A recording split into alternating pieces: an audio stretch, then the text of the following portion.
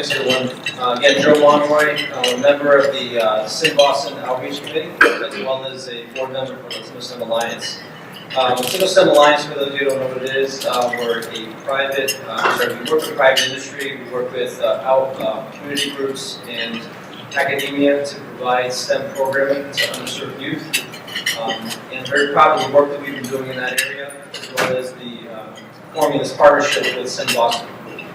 So what I'd like to do is introduce one of the stars of our program, Kathy Wright, and she's a Boston native.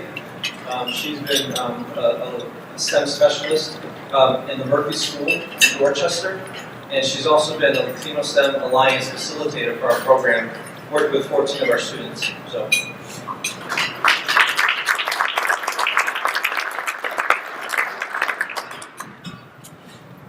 Thank you. I was just speaking with Amanda from the Latino STEM Alliance, and I was telling her that I was asked to speak a few weeks ago at a meeting with my principal, and all the years I've taught never started in my life, and that one night I let it all out, so I'm hoping I don't do the same tonight. I am nervous, but very happy to be here.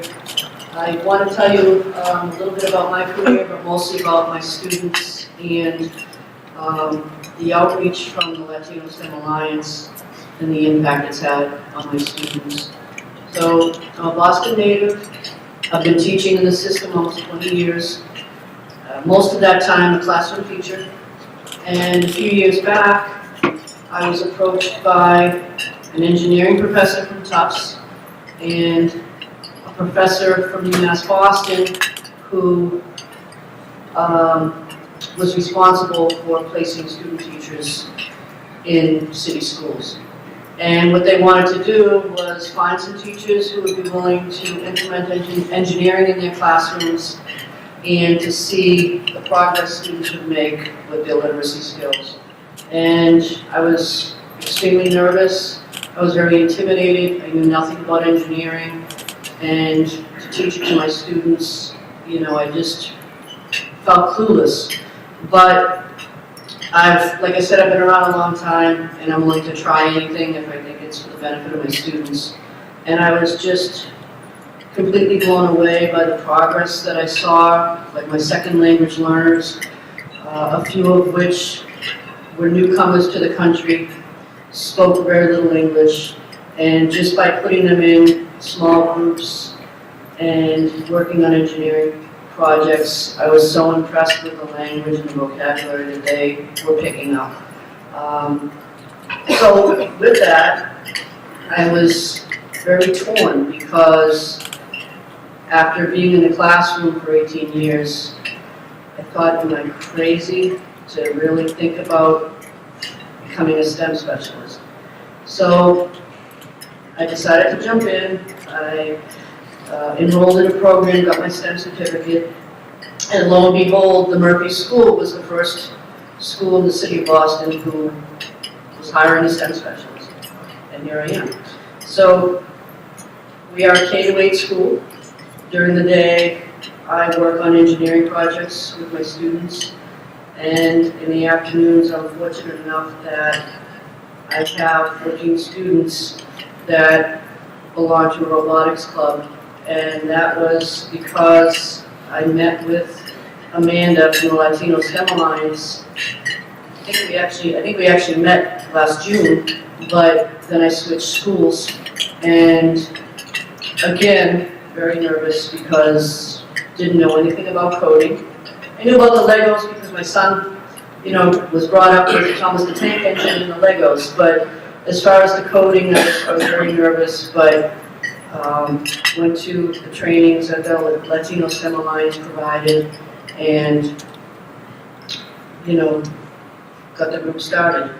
And you know, one thing that I really want to speak about is the female students that are so engaged in the robotics. I have one student, Lily, who, you know, came to me in the beginning and said, I really am not sure, you know, if I come and I don't like it, can I not join? And now she's a leader in the group. She's one that I really wasn't sure if she would last.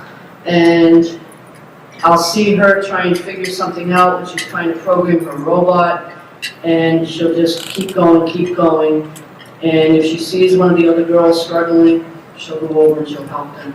And I just think that it's opportunities like that that maybe you don't see it.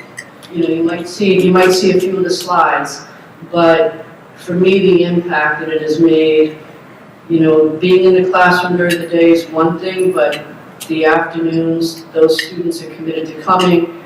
You know, they'll stop me on a Monday morning and they'll say, do we have robotics Wednesday? You know, they're just so excited to be there. You know, I have a 7th grade student who, a very bright boy, and, you know, he wasn't involved in any of the other after-school programs, which were mainly sports. And, you know,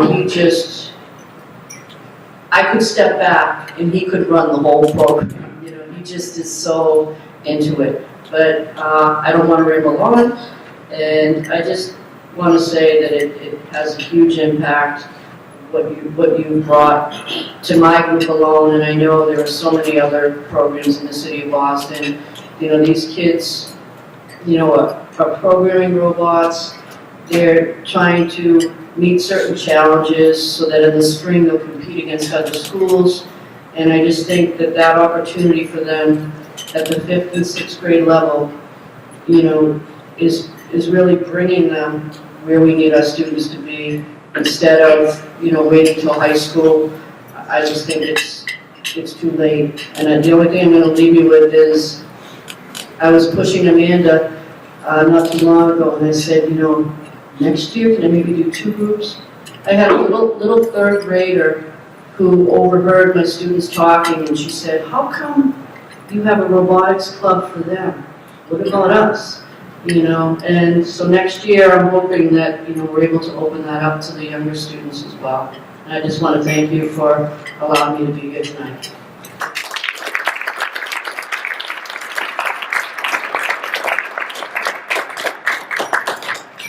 Guys, I just want to underscore that Sim Boston has been a very big player in this supporting this activity. So I want to make sure that it's clear from an outreach committee perspective that you guys have done a great job.